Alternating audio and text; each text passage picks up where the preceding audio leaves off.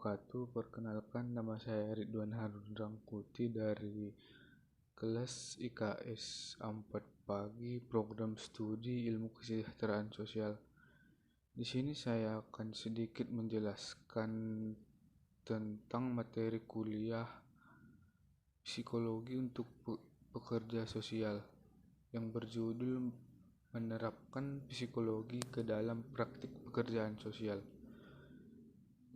Semua perspektif psikologi yang telah diperkenalkan sebelumnya dapat diterapkan pada praktik sehari-hari seorang pekerja sosial.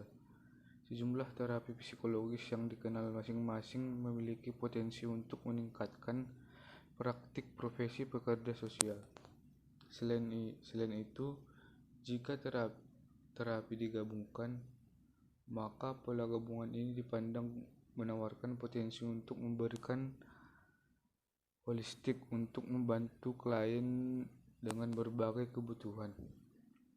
Bagian berikut nanti akan memperkenalkan beberapa terapi yang tersedia untuk klien pekerja sosial.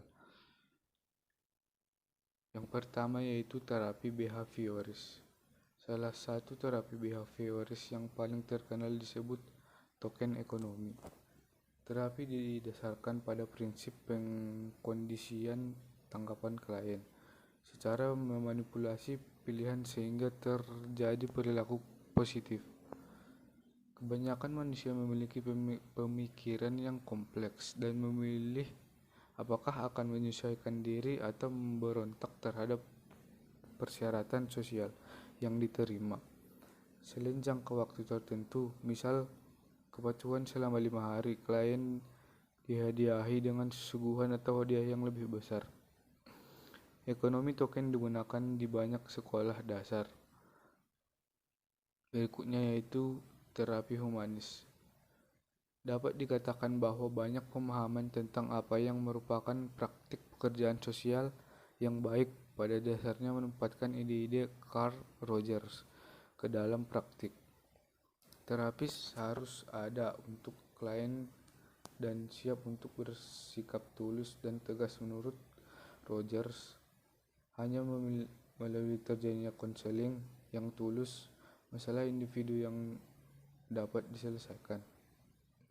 Ketiga yaitu terapi psikodinamik. Model psikodinamik pikiran menyatakan bahwa pikiran sadar dipengaruhi oleh pikiran bawah sadar.